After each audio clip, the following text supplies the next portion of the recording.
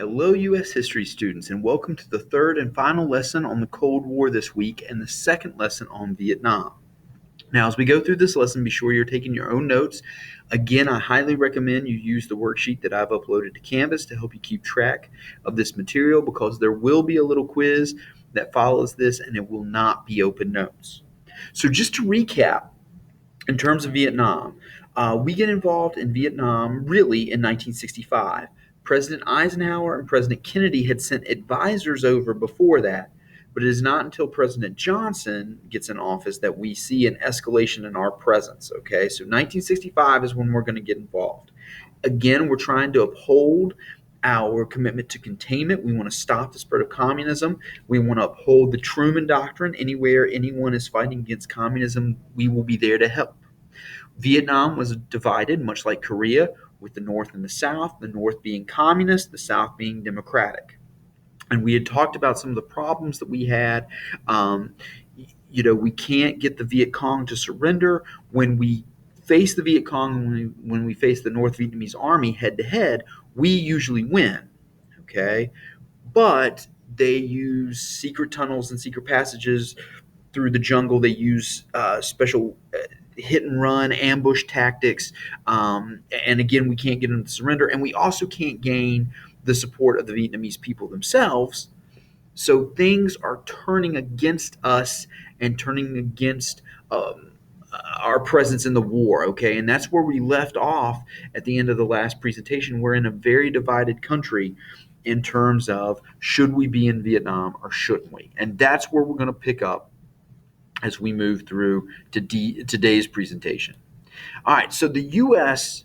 became bitterly divided about the Vietnam War. All right, and this is, like I said, this is where we left off yesterday, and this is where we're going to pick up today. Some support the American military and the conduct of the war, okay? And you can see right there, every communist is a fink, okay? A rat, okay? Somebody that's not to be trusted, all right? So you got these guys that are protesting against the war, and then you got this person here that is, protesting for the war. Hey, we're doing a good job. We're stopping the spread of communism. We're fighting communism. We need to be there. So there are some people that support the American military and the conduct of the war. A growing number oppose the war, though. Okay. And this active opposition to the war is going to grow, especially on college campuses. All right. And what you see here is a picture from Kent State, which is in Ohio. And the protest at Kent State actually turns violent. There's a clash between National Guardsmen and student protesters.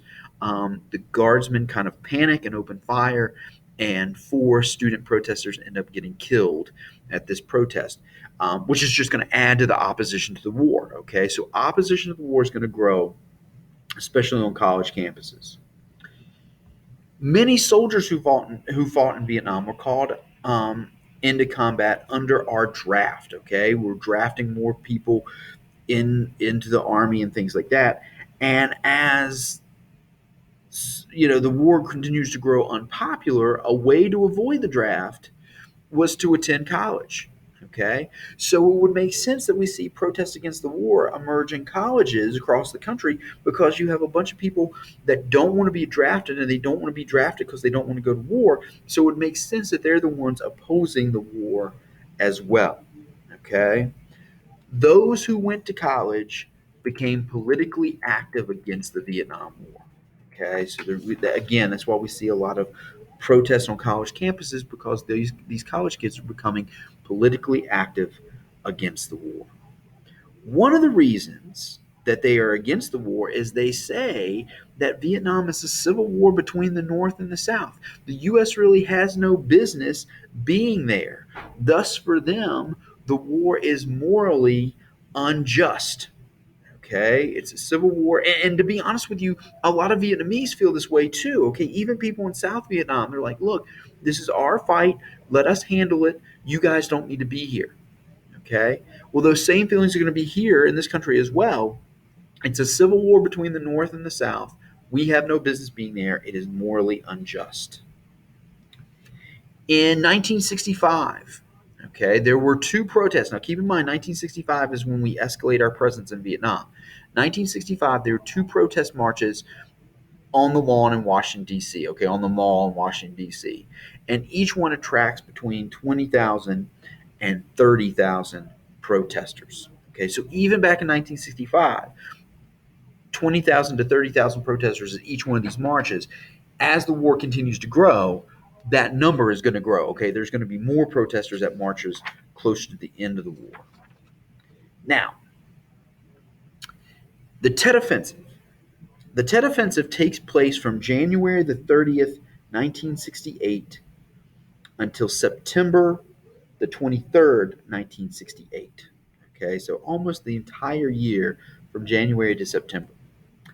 On January 30th, 1968, was the beginning of Vietnamese New Year's. Okay, and it was a holiday known as Tet. Now, everybody in Vietnam, North and South, celebrate Tet. So in the past, okay, Tet had been a ceasefire. Both sides called for a week-long truce. Okay, and everybody would flock to cities in order to celebrate the holiday. You had all these peasants come in from the countryside to celebrate the holiday in the cities. All these people are showing up. But in 1968, all right, during this truce, many of the peasants that flock into the cities are actually Viet Cong rebels. And they have it in their minds to disrupt the festivities. These Viet Cong rebels are going to launch a massive attack on nearly 100 cities. Okay? And not only are they going to attack the Vietnamese cities, all right, and most of the cities are going to be in the south, okay, they're also going to attack 12 U.S. air bases. And this is known as the Tet Offensive. All right.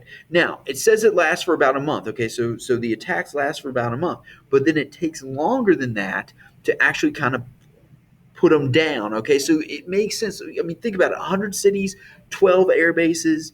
It makes sense that it takes from January until September to to kind of squash this uprising. Okay. That's a lot of people and a lot of area. Okay. So it makes sense that it takes a while to get everything kind of calmed down.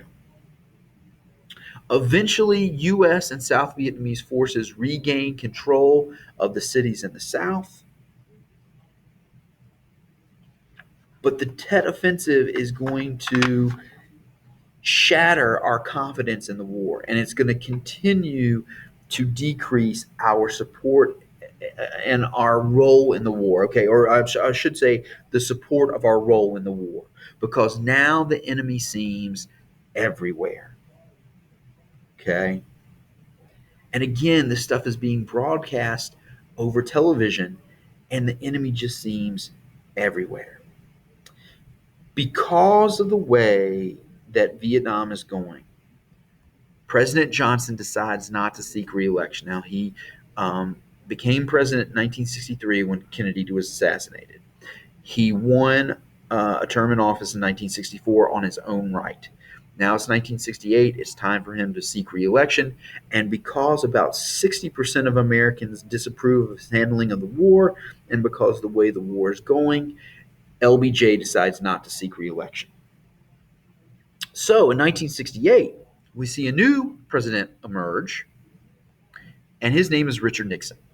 Richard Nixon becomes president in 1968. He was vice president under Dwight Eisenhower and had faced off against Kennedy in 1960. Part of the reason he gets elected is because he assures the American people that he is going to end the Vietnam War. Okay, that's part of his campaign promise. Now, he has a national security advisor by the name of Henry Kissinger.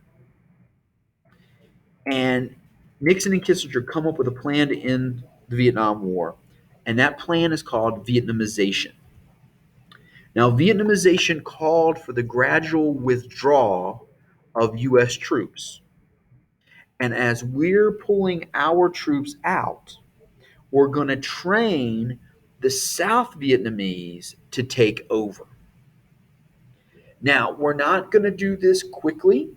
because we want to be sure that when we leave, the South Vietnamese can take over. And we're also going to be sure that we are providing aid and we're backing them up as we begin to withdraw.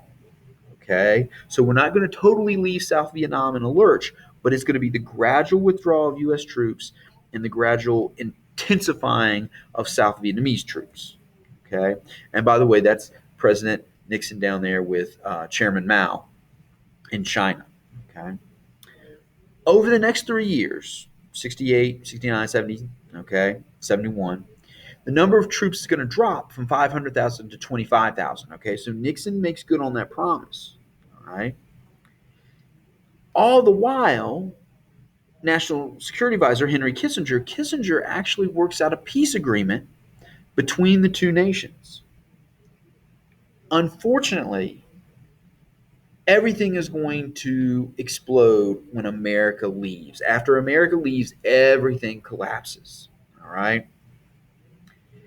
In the end, Vietnamization fails. Okay.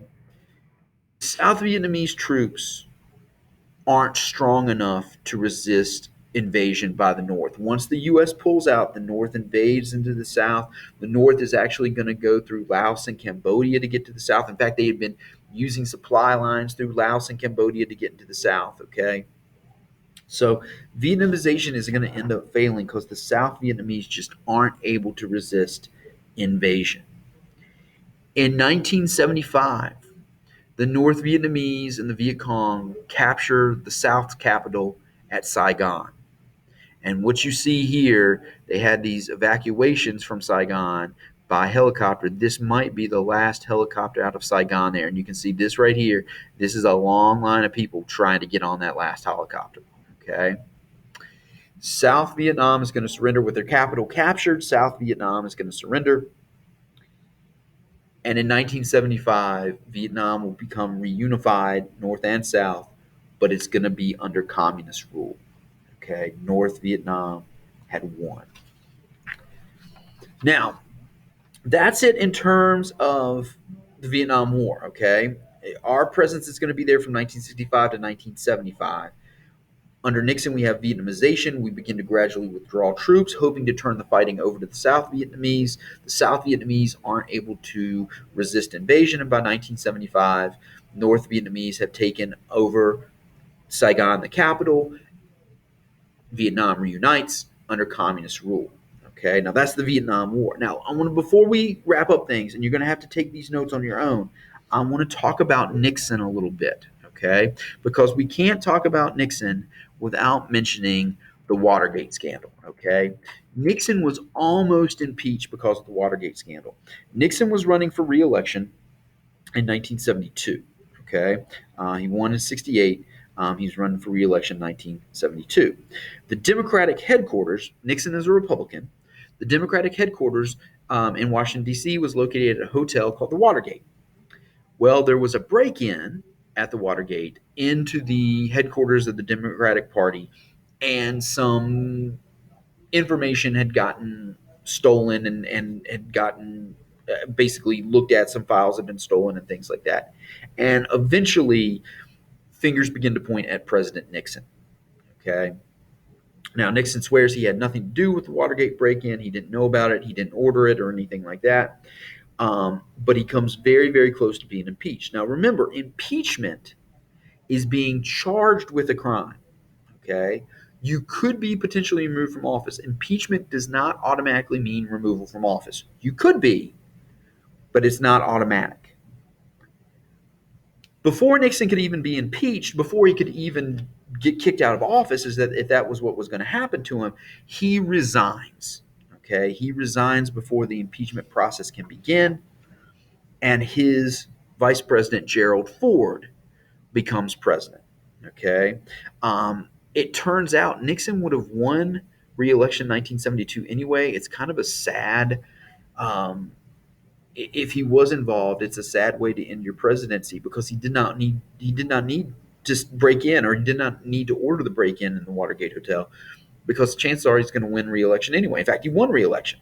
It's during his second term that he resigns, and his vice president Gerald Ford is going to take over. Ford will be president until 1976, Then in 1976, we get a new president, Jimmy Carter. Jimmy Carter is going to beat Ford, and Jimmy Carter is a Democrat. Then in the 80s, Carter is going to be unseated by a new Republican president, Ronald Reagan. Ronald Reagan will serve 2 terms. He will be followed by his vice president, George H.W. Bush, also a Republican. George H.W. Bush will serve 1 term as president. He'll be followed by Bill Clinton, a Democrat. Bill Clinton will serve 2 terms in the 90s. He will be followed by George W. Bush, a Republican, who will also serve 2 terms. George W. Bush will be followed by Barack Obama, who will serve 2 terms. Barack Obama is going to be followed by Donald Trump, who serves 1 term. And that brings us up to President Biden. Okay, so that was a real quick summary of the presidents from Nixon to Biden. Okay, the other thing I want to point out, all right, in terms of the aftermath, for years, Vietnam veterans did not receive the respect they deserved when they returned home. People were indifferent. People were hostile. My dad was in Vietnam, and he remembers coming home and being told, change out of his uniform before he got to the United States because people would attack servicemen and women in airports because they were that against the war, and they would call them baby killers and things like that. So people were very, very hostile or indifferent. They just didn't care about the veterans from Vietnam. And it's very, very sad. It was not until recently, until the 80s and 90s, that people began to realize even if you didn't support the war, even if you felt that we shouldn't be there, anybody that's willing to serve their country in the military deserves respect, okay? And they deserve to be recognized for their sacrifice. So you see a change in how people respond to Vietnam veterans up through today. And probably the biggest example of that was the construction of the Vietnam Memorial Wall in Washington, D.C. In the 80s. And that was a real sign that, hey, we recognize the people that fought in this war sacrificed a lot. And including their return trip home, which in a lot of cases, like I said, they would be treated with violence. They would be treated with hostility or with indifference. So people that served during Vietnam deserve our respect, especially in terms of their level of sacrifice, and the construction of the wall demonstrates that. Now, next week we're headed in. We're going to talk about the impact of the war at home. Okay, we're going to look at the home front during the Vietnam War and the impact of the war at home, and we're going to be wrapping things up with a little assessment on the Vietnam period, or I'm sorry, on the Cold War period. Okay, on the Cold War period. So that's coming up next week. Don't forget your little quiz. Be sure you study and review before you take it because it is not open notes.